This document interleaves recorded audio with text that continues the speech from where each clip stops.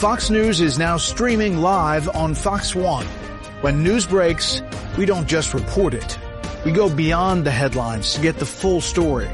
Get live coverage, in-depth analysis, and perspectives from the voices you trust, all in one place. Whether you're at home or on the go, stay connected to the stories shaping our world. Stream Fox News on Fox One. Download today.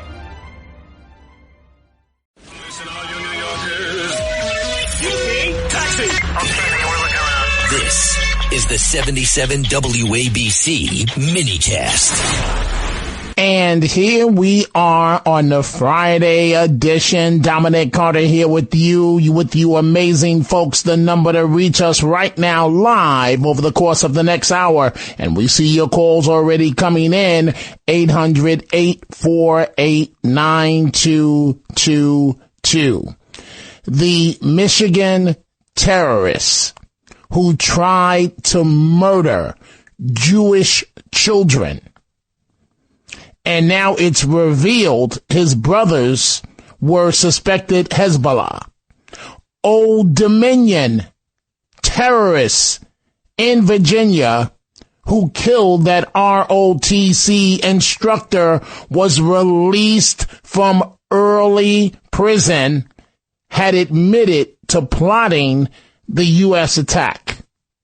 And our mayor, Mamdani, hosted a Ramadan fast-ending event, praying the rugs and all in the historic Blue Room of City Hall, New York City. I don't think you folks understand the relevance of the Blue Room. All mayors over the course of the last 100 years, whenever you see the mayor of New York City on television, or listening to the mayor on radio, it's from the Blue Room. And what did the mayor of New York City do, Mamdani? He turned it basically into a temple. Literally, the rugs for praying, and invited Muslim American social media influencers, young people, to the Blue Room for this fast ending as part of Ramadan. 800-848-9222.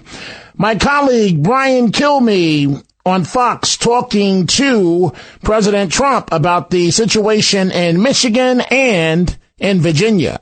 Disgrace. They're sick. They're really demented people, and has been going on for a long time. They come into the country, they sneak in. You know, we have a solid border now. We have a border that's 100%. 9 months, nobody coming in. But they came in, and they came in a lot through Biden, and they came in through other presidents, frankly. And it's a disgrace. But what we took in over the last 4 years preceding my take in, because we had that border pretty well wrapped up within 3 months, and he could have done the same thing. We took in 25 million people, and many of those people came from bad places. So it's a shame when you hear about these things. It's a shame, very sad. How could anybody in their right mind argue against what President Trump has done at the border? Oh, he's not nice to migrants. He's not nice to illegals. Would you rather he be nice? And we look at the Michigan situation and the Virginia situation. President Trump, thank you for the remarkable leadership. 800-848-9222. The governor of Michigan stating the obvious. Yesterday's attack was anti-Semitism. It was hate, plain and simple. We will fight this ancient and rampant evil. We will stand together as we do it, and we will call it out. We must lower the rhetoric in this state and in this country, especially at this moment where we have seen such a rise in anti-Semitism and more attacks on the Jewish community. The situation as it relates to Virginia and Old Dominion University, this is a former FBI supervisory agent. Should have gone to jail for 20 years, Lawrence, and I believe did somewhere in the neighborhood of 132 months. And again, it goes back to that suicidal empathy. The judge here decided that somebody that was tried and convicted of providing material support to ISIS deserved a second chance. And this was his second chance. We are going to see more ISIS-related and inspired attacks. And why is that?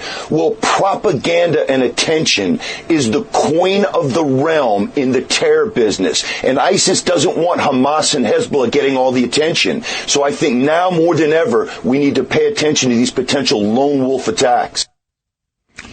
And I played this early this morning, but it bears repeating. I've covered New York City Hall for almost, 4 decades.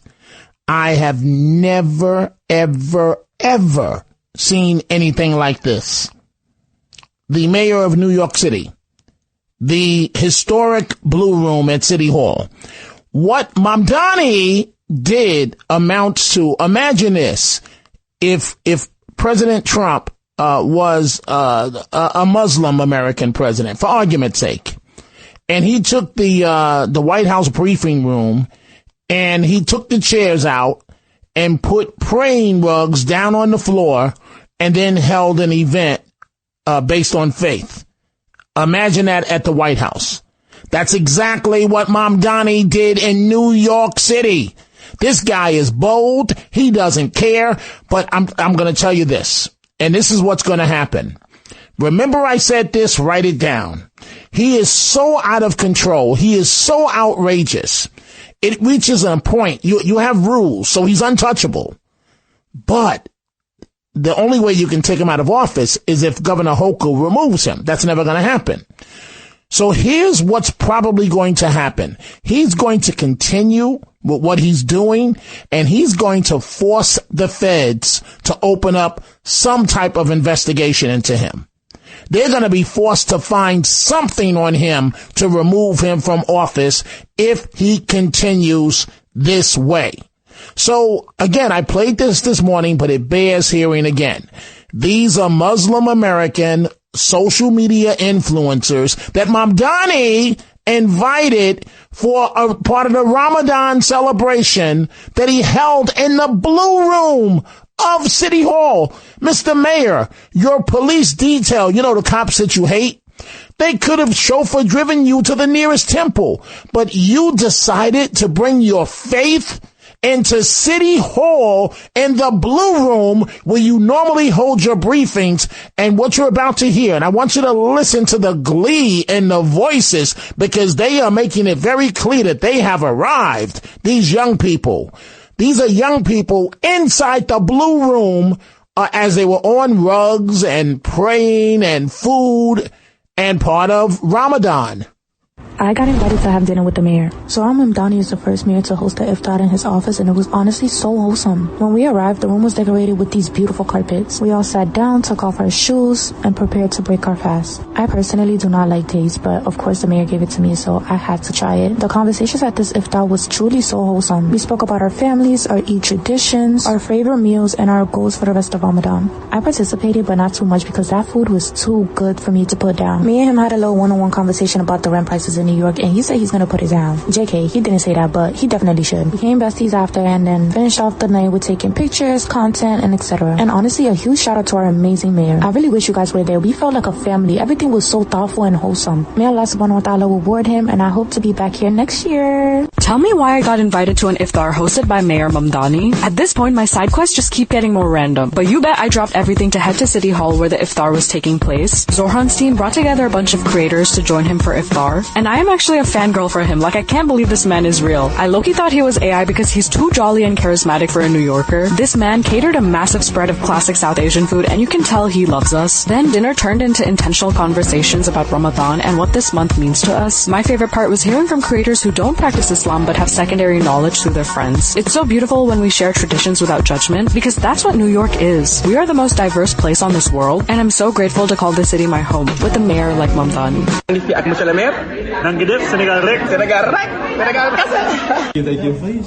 you, Mr. Mayor. Thank you. How's it going?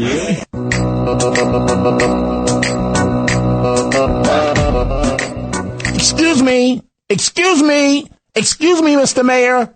You might as well get ready now. You might as well call Corporation Counsel right now. Your team of about 600 lawyers.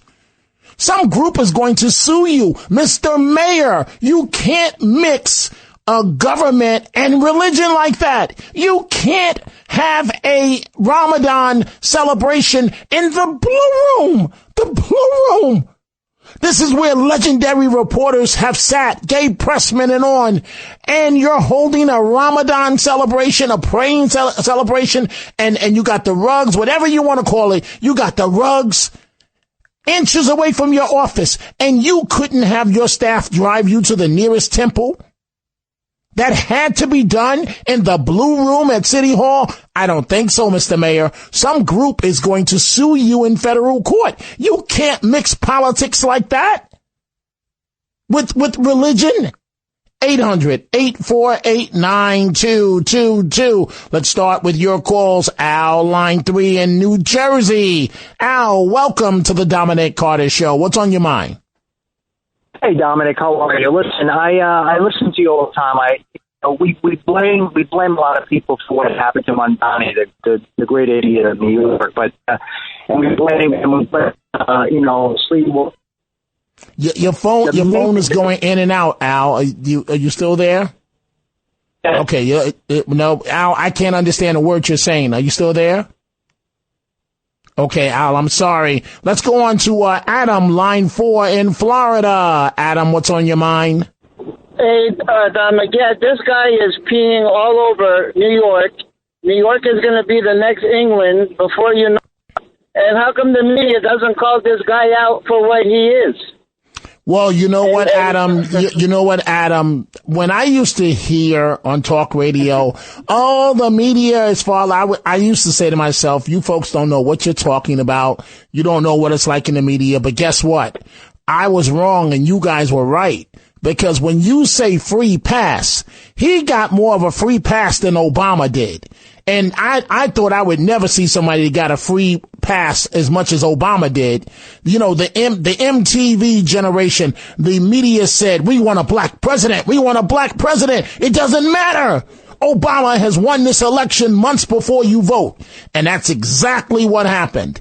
Now we have, Mamdani and this guy, the first call I could hear a little bit, he said that, or maybe you just said, somebody said that he's peeing all over us.